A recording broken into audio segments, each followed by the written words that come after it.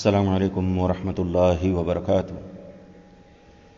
अल्हम्दुलिल्लाहि वहदा वस्सलातु वस्सलामु अला मन ला नबिय्य बअदा। अम्मा बअदु क़ाल अल्लाहु तआला बअद अऊज़ु बिल्लाहिस समीइल अलीम मिनश शैतानिर रजीम मिन हम्ज़िही व नफ़ख़िही व नफ़्सिही। बिस्मिल्लाहिर रहमानिर रहीम। वमिनन नासि मन युअजिबुक क़ौलुहु फ़िल हयातिद दुनिया व युशहिदुल्लाह अला मा फ़ी क़ल्बिही व हुवा अलद्दुल ख़िसाम। व इज़ा तवल्ला सआ फ़िल अर्दि लियुफ़सिद फ़ीहा व युहलिकुल हर्स वन नस्ल वल्लाहु ला युहिब्बुल फ़साद। व इज़ा क़ील लहु इत्तक़िल्लाह अख़ज़तहुल इज़्ज़तु बिल इस्मि फ़हस्बुहु जहन्नमु वलबिअसल मिहाद। सूरह बक़रा आयत नंबर 204, 205 ऐं 6 तव्हांजे साम्हूं तिलावत फरमायूं आहिनि। हिन आयतुनि जे अंदरि रब्बुल आलमीन कुछ माण्हुनि जूं निशानियूं बयान फरमायूं आहिनि जिन खां बचण असांजे मथां लाज़िम आहे या अहिड़नि माण्हुनि जी सुञाणप हासिल करणु असांजे लाइ ज़रूरी आहे। अल्लाह रब्बुल आलमीन जो फरमान व मिनन नासि मन युअजिबुक क़ौलुहु फ़िल हयातिद दुनिया। ऐं कुछ माण्हू अहिड़ा आहिनि जिन जूं ॻाल्हियूं दुनिया में तव्हांखे भलियूं चङियूं ऐं वणंदड़ लॻनि थियूं ऐं पंहिंजे अंदरि सफ़ाईअ जे लाइ, पंहिंजे दिलि जी तक़वा ऐं परहेज़गारीअ जे लाइ अल्लाह रब्बुल आलमीन खे शाहिद ऐं गवाह बि बणाए थो। व हुवा अलद्दुल ख़िसाम। हालांकि हक़ीक़त इहा आहे जो उहो सख़्त झगड़ालू ऐं दुश्मन हूंदो आहे। व इज़ा तवल्ला सआ फ़िल अर्द लियुफ़सिद फ़ीहा व युहलिकुल हर्स वन नस्ल वल्लाहु ला युहिब्बुल फ़साद। ऐं जॾहिं तव्हां वटां फिरे थो अहिड़े क़िस्म जो माण्हू त ज़मीन में उहो कोशिश करे थो त फ़साद फैलाए, ज़मीन में बिगाड़ फैलाए, फितना ऐं फ़साद करे ऐं पोखुनि खे ऐं नस्लनि खे बर्बाद करे। बेशक अल्लाह रब्बुल आलमीन फ़साद खे पसंदि नथो फरमाए। वल्लाहु ला युहिब्बुल फ़साद। ऐं अल्लाह रब्बुल आलमीन फ़साद खे नथो पसंदि फरमाए। व इज़ा क़ील लहु इत्तक़िल्लाह। ऐं जॾहिं उनखे चयो वेंदो आहे त अल्लाह रब्बुल आलमीन खां डिज, अल्लाह जो ख़ौफ़, तक़वा ऐं परहेज़गारी इख्तियार कर। अख़ज़तहुल इज़्ज़तु बिल इस्म। त उनखे पंहिंजे गुनाह जी आकड़, गुनाह जे करे वॾाई साम्हूं ईंदी आहे। उहो पंहिंजी अना जो मसइलो ठाहींदो आहे। फ़हस्बुहु जहन्नम वलबिअसल मिहाद। पोइ अहिड़नि माण्हुनि जे लाइ जहन्नम ई काफ़ी आहे ऐं इहा तमामु बुरी ऐं बदतर जॻह आहे। मुंहिंजा अज़ीज़ दोस्तो, हक़ीक़त इहा आहे जो मुसलमाननि अहले ईमान जो हक़ीक़ी दोस्त, उनजो वली, उनजो साथी, उनजो कारज़ाज़ सिर्फ़ अल्लाह रब्बुल आलमीन जी ज़ात आहे। इन्न वलियल्लाहुल्लज़ी नज़्ज़लल किताब। त अल्लाह रब्बुल आलमीन ही मोमिननि जो वली आहे जे किताब खे नाज़िल फरमायो आहे। तंहिं करे मुसलमाननि खे उनखे ई पंहिंजो दोस्त सम्झंदो जेको अल्लाह ताला जो दोस्त हुजे,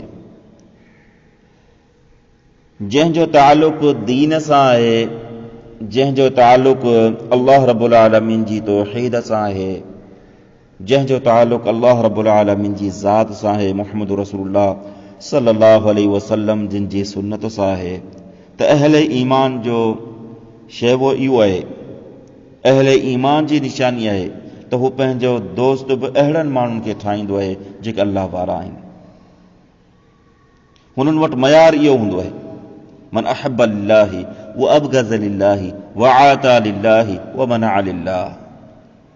अल्लाह कारण दोस्ती है, अल्लाह कारण दुश्मनी है। ॾिए थो तॾहिं बि अल्लाह जे लाइ, जेकॾहिं पंहिंजे हथ खे बंदि थो करे तॾहिं बि अल्लाह जे लाइ। त इहो मयार, इहा कसोटी आहे अहले ईमान जी दोस्तीअ जी। त असांजे मुआशिरे में कई दफ़ा अहिड़ा माण्हू असांखे मिलंदा आहिनि जेके पंहिंजी चर्ब ज़ुबानी ऐं लफ़ाज़ीअ सां मुसलमाननि खे, आम सादनि माण्हुनि खे धोखो ॾियंदा आहिनि ऐं सादा मुसलमान उन्हनि जी ॻाल्हियूं ॿुधी अजब में पवंदा आहिनि ऐं उन्हनि जा कसम ऐं उन्हनि जूं साखूं ॿुधी करे खेनि उन्हनि खे सचो सम्झंदा आहिनि। त अहिड़ा माण्हू हक़ीक़त में जेको पाण खे पढ़ाए पंहिंजी सफ़ाई, पंहिंजी वाखाण, पंहिंजी जेका सा तक़वा ऐं परहेज़गारी बयानु करे, हक़ीक़त में उन्हनि खे मुनाफ़िक़ चयो वियो आहे। ऐं अहिड़े क़िस्म जा माण्हू तक़रीबन असांखे मिलंदा रहंदा आहिनि सफ़र में, हज़र में, जिते मामिलो थिए थो इहे साम्हूं ईंदा आहिनि ऐं ख़ुदि गर्ज़ ऐं ठग क़िस्म जा माण्हू सादा मुसलमाननि जे ईमान खे बि ज़ाया करण जी कोशिशि कंदा आहिनि ऐं उन जी सादगीअ मां नाजाइज़ फ़ाइदो वठण जी बि कोशिशि कंदा आहिनि। उन करे अल्लाह रब्बुल आलमीन असांखे सम्झायो आहे त पंहिंजी ज़िंदगी छंडे फूके गुज़ारियो, पंहिंजा मामलात अहिड़नि माण्हुनि सां रखो जेके अल्लाह वारा आहिनि, जेके रसूलुल्लाह सल्लल्लाहु अलैहि वसल्लम जी सुन्नत जा मुत्तबि आहिनि, प्यारे पैगंबर सल्लल्लाहु अलैहि वसल्लम जिन जा पैरोकार आहिनि। तव्हांजा दोस्त अहिड़ा हुजनि, तव्हांजा रफ़ीक अहिड़ा हुजनि। ऐं जेकॾहिं तव्हां अल्लाह ऐं उन रसूल सल्लल्लाहु अलैहि वसल्लम जिन जे ताबेदारनि खे, पैरोकारनि खे छॾे करे सिर्फ़ दुनियावी गर्ज़, दुनियावी लालच, दुनियावी फ़ाइदो हासिल करण जे लाइ कंहिंसां दोस्ती रखो था त इन जो नुक़सानु इहो थिए थो जो अव्हांखे दुनियावी मामलात में बि ठॻिजी वञो था ऐं अव्हांजी आख़िरत बि ज़ाया थी वञे थी। छो त दिली बैद जेके राज़दार आहे, जेके दिली दोस्त ठाहिण जो अल्लाह रब्बुल आलमीन हुकुम ॾिनो आहे, उहो अल्लाह रब्बुल आलमीन जी ज़ात आहे ऐं उहे माण्हू जेके अल्लाह रवाला आहिनि। त अल्लाह रब्बुल आलमीन ही चङी तरह असांखे, असांजी दिलुनि खे बि ॼाणे थो ऐं अल्लाह रब्बुल आलमीन असांजे हर मामले खां वाक़िफ़ आहे। ऐं जेके आम माहौल में जेके कसम ऐं साखूं खणनि था, वॾा वॾा दावा कनि था दीन जा, वॾा वॾा यानी मामलात पंहिंजा कनि था, पंहिंजी ज़ाहिरी गुफ़्तगूअ में, पंहिंजे अंदाज़ में हिकु तक़वा जो खोल जेको सो पंहिंजे मथां चाढ़ीनि था, त अल्लाह रब्बुल आलमीन अहिड़नि माण्हुनि खां बचण जी तलक़ीन फ़रमाई आहे। ऐं अहिड़नि माण्हुनि जी ख़ासि निशानी इहा आहे जो बाज़ाहिर हू वॾा वॾा कसम खणी पाण खे दोस्त, वफ़ादार, दीनदार ऐं नेक इंसान साबित करण जी कोशिशि कंदा आहिनि, मगर उन्हनि जे कौल ऐं फ़ेल में वॾा तज़ाद हूंदा आहिनि। उहे हमेशह ज़मीन में फ़साद ऐं फितने खे भड़काईंदड़ हूंदा आहिनि। मसलन ज़मीन में बदअमीनी पैदा करणु, गिलाऊं करणु, हिन जी ॻाल्हि होसि ताईं पहुचाइणु, हुतां जी ॻाल्हि हिते पहुचाइणु, मामलात खे फिटाइणु, इहो उन्हनि जो शेवो हूंदो आहे। ग़िला, ग़ीबत, हसद, साड़, कीनो, बुग़्ज़, इहो उन्हनि जो शेवो आहे। अहिड़े तरीक़े सां जेका पोख आहे, जेको फ़सुलु आहे, या जेके ईअं सम्झो त कारोबार आहे, ॾेती लेती आहे, उन्हनि खे बि तबाह करण जी कोशिशि कंदा आहिनि, कंहिंसां भाईवारी हलंदी पए त उनखे नुक़सानु पहुचाइण जे लाइ उनजो सौदो उनजे कारोबार खे टोड़ण जी बि कोशिशि कंदा आहिनि। अहिड़े तरीक़े सां उनजो नस्ल खे तबाह करणु, जीअं आम कुफ़ार या मुनाफ़िक जेके बि आहिनि उन्हनि जो वॾे में वॾो हथियार इहो आहे त मुसलमाननि जी नस्ल कुशाई कई वञे। ज़िना जो आम हुजणु, ज़िना जे आम हुजण सां नुक़सानु इहो थिए थो त हराम ऐं हलाल नस्ल जो पतो नथो लॻे, उनजी शनाख़्त जेका आहे सा मिटिजी वञे थी। जीअं यूरोप, अमेरिका, फॉरेन कंट्री जेके बि फॉरेन जा मुल्क आहिनि, यूरोपी ममालिक आहिनि, त उन्हनि में वॾे में वॾो नुक़सानु इहो आहे जो उन्हनि जे नस्ल तबाह थी वियूं आहिनि, ख़ानदानी निज़ाम तबाह थी वियो आहे। त इहो ई ख़ानदानी निज़ाम तबाह करण जे लाइ उहे मुसलमाननि में वक़्तनि फ़वक़्तनि पंहिंजा कारिंदा, पंहिंजा जेके कारिंदनि जे ज़रिए पंहिंजा एजेंडा मोकिलींदा रहंदा आहिनि ऐं जेके असांजे मुल्क जी सूरत हाल जीअं पोइ तीअं बदतर थींदी वञे पई, उन्हनि जो इहो ई कारण आहे त उन्हनि जी नस्ल इस्लाम जी, मुसलमाननि जी नस्ल कुशाई कई वञे ऐं उन्हनि जी जेका असल नस्ल आहे हलाल ऐं हराम जो जेको शनाख़्त आहे उहा ख़तम थी वञे, जंहिंजे करे नाजाइज़ नमूने सां जेके ॿार पैदा थींदा रहनि था, इहे सभु जेके आहिनि मामलात आहिनि। त इहे जेके बि आहिनि अल्लाह रब्बुल आलमीन अहिड़नि माण्हुनि जी सिफ़तूं बयानु फ़रमायूं आहिनि जंहिंखे असीं आम मुआशिरे में मुनाफ़िक चऊं था। त अहिड़नि क़िस्मनि जे माण्हुनि खां पंहिंजो पाण खे बचायूं, पंहिंजी आख़िरत जी फ़िकिर कयूं। असांजो दोस्त, असांजो सॼण अल्लाह रब्बुल आलमीन जी ज़ात आहे ऐं प्यारे पैगंबर मुहम्मद रसूलुल्लाह सल्लल्लाहु अलैहि वसल्लम ई आहिनि जेके असांजा ख़ैर ख़्वाह आहिनि। बाक़ी जेके अलद्दुल ख़िसाम आहिनि, सख़्त झगड़ालू आहिनि या पंहिंजो पाण खे तक़वा ऐं परहेज़गारी ऐं दीन जी जेका दावा करण वारा आहिनि ऐं उनजे क़ौल ऐं फ़ेल में तज़ाद आहे, त अहिड़नि क़िस्म जे माण्हुनि खां असीं पंहिंजे पाण खे बचायूं। छो त प्यारे पैगंबर सल्लल्लाहु अलैहि वसल्लम अहिड़े क़िस्मनि जे माण्हुनि जूं निशानियूं बयानु फ़रमायूं आहिनि। प्यारे पैगंबर सल्लल्लाहु अलैहि वसल्लम फ़रमायो त 4 ख़सलतूं, 4 निशानियूं अहिड़ियूं आहिनि जंहिंमें मौजूदु हुजनि त उहो मुनाफ़िक आहे, ऐं जंहिंमें उन्हनि ख़सलतुनि मां हिकिड़ी ख़सलत, हिकिड़ी निशानी मौजूदु आहे त इहा हिकु आदत आहे निफ़ाक़ जी, जंहिंखे उन्हनि खां बचणु घुरिजे। पहिरीं निशानी प्यारे पैगंबर सल्लल्लाहु अलैहि वसल्लम फरमाए इज़ा तुअमिन ख़ान, जॾहिं उन वटि अमानत रखी वञे थी त हू ख़यानत करे थो, अमानत में ख़यानत करणु। व इज़ा हदस कज़िब, जॾहिं कूड़ ॻाल्हाए थो, जॾहिं बि ॻाल्हाए थो त कूड़ ॻाल्हाए थो। कूड़ ॻाल्हाइण उन जी निशानी आहे, कूड़ ॻाल्हाइण, कूड़ी दावा करणु, कूड़ा कसम खाइणु, कूड़ियूं बोहतान बाज़ियूं करणु, इहे सभु कूड़ जूं क़िस्मूं आहिनि, उन में पाई वञनि थियूं।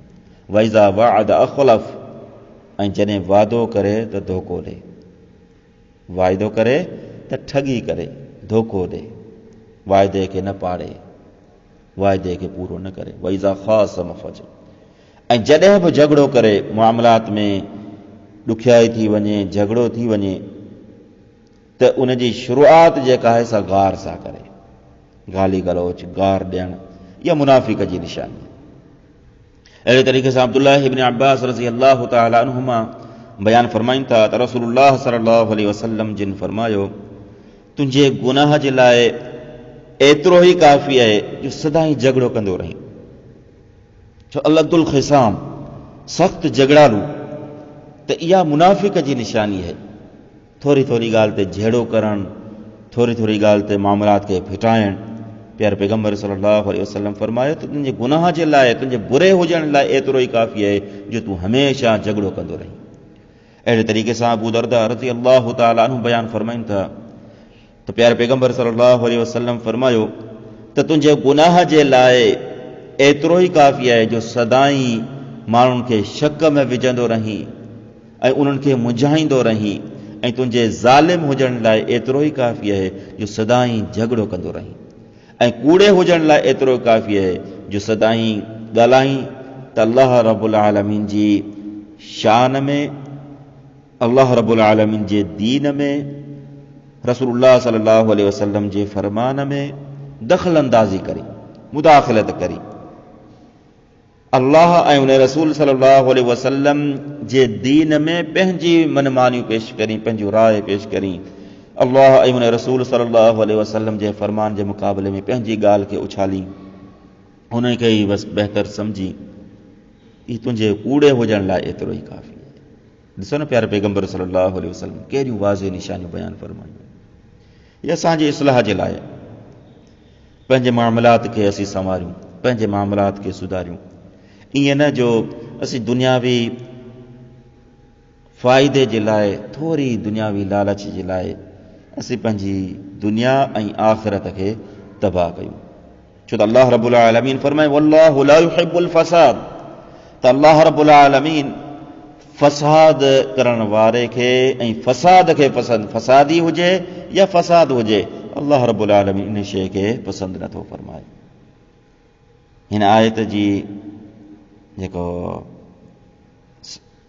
जेका तशरीह में सईद बिन मुसय्यब रज़ी अल्लाह रहमतुल्लाह अलैहि फरमाइनि था त ज़मीन में फ़साद ईअं आहे जीअं हिकु शइ सुकी, मिसाल सुकी काठी आहे, सुकल काठी, उन खे असीं भञूं, सुकल काठीअ खे भञी करे उछलणु, इन ईअं ज़मीन में फ़साद फैलाइणु। त रसूलुल्लाह सल्लल्लाहु अलैहि वसल्लम फ़सादीअ सां ऐं गुनाहगार खे पसंदि नाहे फरमायो, ऐं असांखे हर वक़्तु इहा ई नसीहत फरमायूं आहिनि त पंहिंजा मामलात सिधा कयो, पंहिंजा मामलात दुरुस्त कयो, अल्लाह वारनि खे सुञाणो, अल्लाह ऐं उन जे रसूल सल्लल्लाहु अलैहि वसल्लम जिन जा ताबेदार थी रहो। अल्लाह रब्बुल आलमीन असांखे तौफ़ीक़ अता फरमाए। अल्लाह रब्बुल आलमीन असांखे अहले ईमान जूं निशानियूं अपनाइण जी तौफ़ीक़ अता फरमाए। आमीन या रब्बल आलमीन। अस्सलामु अलैकुम।